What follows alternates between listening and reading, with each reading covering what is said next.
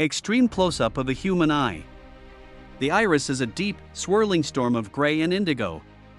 The reflection in the pupil isn't a room, but a blurred, flickering montage of digital clocks, unread emails, and ghosts of old arguments. 8K texture, you can see every microvessel. A low, rhythmic thumping, like a heartbeat heard underwater. The sound of a pen scratching frantically on paper, layered with a distant, hollow wind. They told you that your mind was your greatest asset. They lied. Right now, your mind is a high-security prison, and you are the only inmate. You aren't thinking, you're ruminating. You aren't planning, you're rehearsing a tragedy that hasn't happened yet. The camera pulls back rapidly. The person is standing in the middle of a vast, frozen lake. Above them, 1,000 floating television screens display different versions of their own face, some crying, some angry, some frozen in fear. The ice beneath their feet is paper-thin. Stop. Look at your hands. Feel the weight of the air in your lungs.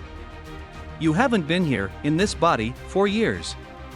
You've been living in the witness gap, that hollow space between who you are and the noise your brain makes about who you should be. It's time to break the glass. A minimalist, brutalist concrete room. A single wooden chair. The character sits there, but their body is translucent, like smoke. Shadows of people they've disappointed or feared walk through them without noticing. The sound of a crowded cafeteria, but muffled, as if heard through a thick brick wall. A high-pitched, steady cinematic drone. The war isn't happening out there, in your career or your relationships. The war is the witness gap. It's the agonizing distance between the person experiencing life and the voice in your head narrating it. You're at a dinner party, but you're actually reliving a mistake from 2014. You're hugging someone you love, but you're actually calculating your to-do list for Monday. The translucent character reaches out to touch a porcelain vase on a pedestal. Their hand passes right through it. The vase remains cold, untouchable. This is why success feels like ash in your mouth.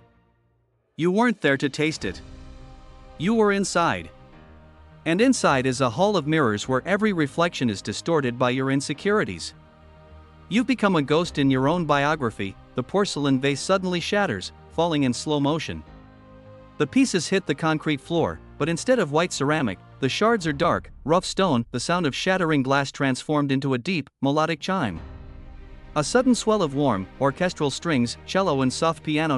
In Japan, they practice Kintsugi, repairing broken pottery with gold. They don't hide the cracks, they celebrate them.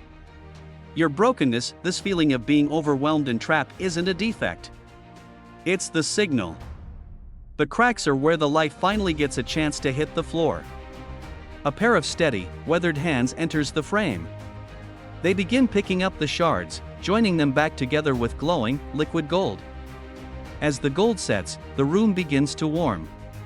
The concrete walls show a faint glow. You don't fix inside the head by thinking more. You can't think your way out of a thought prison. You heal the gap by pouring the gold of presence into the cracks of your awareness. You don't need a new mind. You need a new rule set for the one you have. 3 tall, obsidian pillars rise from the frozen lake. On each pillar, ancient-looking text glows into existence. A heavy, metallic thud as each pillar locks into place. To stop living inside your head, you must adopt the 3 rules of the grounded mind. The character plunges their hands into a bowl of ice-dark water.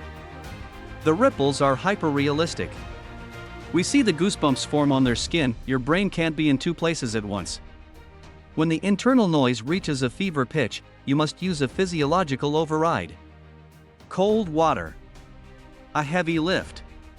The scent of crushed pine needles. You don't ask your brain to stop, you force your nervous system to return to the now. The character is now standing behind themselves, looking at their own back. They see the ghost self whispering into their own ear. Stop saying, "I am anxious."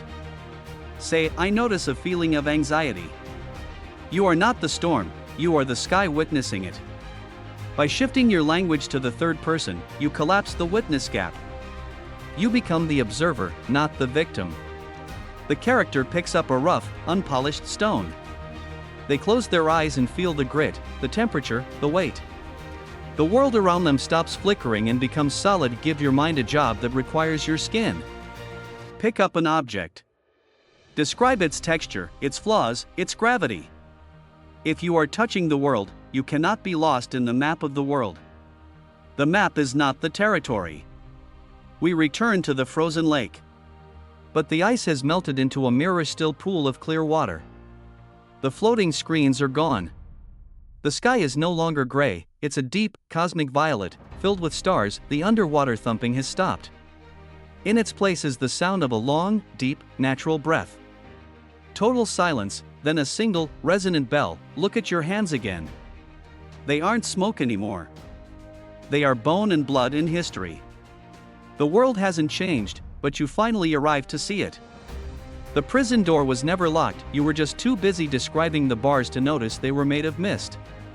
The character walks across the water, leaving ripples that glow with the Kintsugi gold. They look directly into the lens. Their eyes are clear, reflecting only the present moment. Peace isn't the absence of thoughts. It's the realization that you are the space in which they happen. Stop visiting your life. Start living it. Final, low-frequency bass hum that fades into a heartbeat.